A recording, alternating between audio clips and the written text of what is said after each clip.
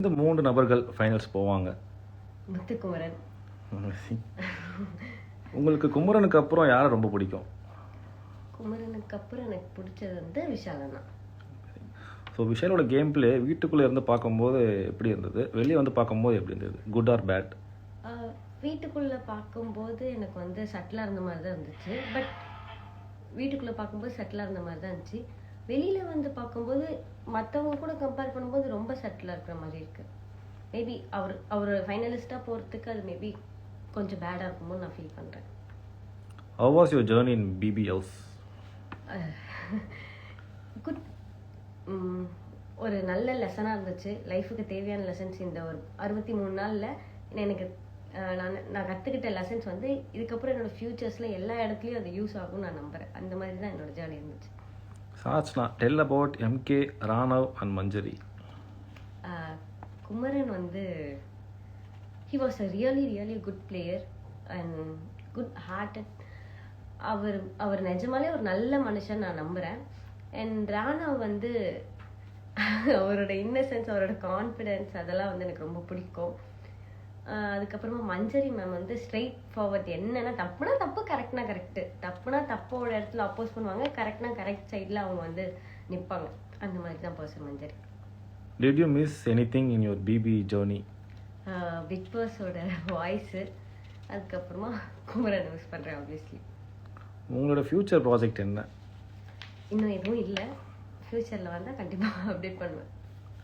So இன்னொருத்தங்க கேட்டிருக்காங்க, நீங்கள் ஏன் கல்மிட் ஆனீங்க, ஃபைனல்ஸ் வரைக்கும் வருவீங்கன்னு ஆசையாக இருந்தேன் தெரியுமா அப்படின்னு கேட்டிருக்கேன். ஃபைனல்ஸ் வர வருவேன்னு எனக்கே நம்பிக்கை இல்லை. பட் ஃப்ரீ ஸ்டார்ஸ் ரெக்ரூட்மெண்ட் நான் நம்பினேன். பட் தெரியல, மக்களுக்கு ஏதோ பிடிக்காது நான் செஞ்சுட்டேன், அதனால என்னை வெளில அனுப்பிச்சிட்டாங்க. ஸோ நிறைய comments, well played Sachana, well played Sachu, நிறைய கமெண்ட்ஸ். யார் ரொம்ப ஸ்ட்ராங் கான்டெஸ்ட் நீங்கள் நினைக்கிறீங்க? குமரன். நீங்கள் கற்றுக்கிட்ட ஒரு விஷயம்னா அது என்னவா இருக்கும் பிபி ஹவுஸில்?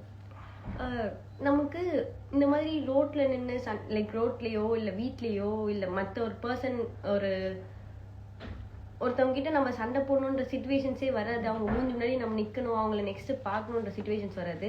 பட் நம்ம அங்கே அந்த சிச்சுவேஷனை நம்ம எல்லார் மூஞ்சியும் பார்க்கணும். பிடிக்காதவங்க அவங்க பிடிச்சவங்களா இருந்தாலும் அவங்க கிட்ட தான் நம்ம பேசி ஆகணும். அப்படின்னும் போது அவங்களோட கெட்டதை எல்லாத்தையும் தள்ளிட்டு நல்லது இருந்தால் தான் நம்ம அவங்களால பேச முடியும். ஸோ கெட்டது எல்லார்கிட்டையும் இருக்காது, கெட்டது மட்டும் எல்லார்கிட்டையும் இருக்காது, நல்லது இருக்கும், அதையும் நம்ம பார்க்கணும். அதை வச்சு நம்ம அவங்க கூட பழகணும் அப்படின்றத நான் நிறைய கற்றுக்கிட்டேன். யார் ஃபேக்காக இருக்காங்க வீட்டில்? ஃபேக்கா மீன்ஸ் எனக்கு தெரிஞ்சு எல்லாருமே அவங்கவுங்க கேம் ஆடுறாங்க. இதில் ஃபேக் ரியல்ன்றது எனக்கு தெரியல. பட் மேபி ஃபேக்குன்னு இருந்தால் மேபி ஜெஃப்ரியை சொல்லலாம். இன்னொருத்தங்க, யுவர் ஸ்ட்ராங் பிளேயர்டா தங்கம், வெல் பிளேட். தேங்க்யூ. ஸோ உங்களுக்கு பிடிச்ச டாஸ்க்னா அது என்ன டாஸ்க்? டால் டாஸ்க். அதில் தான் என்னோட ஸ்ட்ரென்த் எல்லாத்தையுமே நான் காட்டினேன். இன்ன வரைக்கும் வீட்டில் யார் இன்னும் கேமே ஸ்டார்ட் பண்ணாமல் அப்படியே இருக்காங்க? ரஞ்சித் சார் நான் பார்க்குறேன். நம்ம விஜய் சேதுபதி சாரோட ஹோஸ்ட் எப்படி இருந்தது?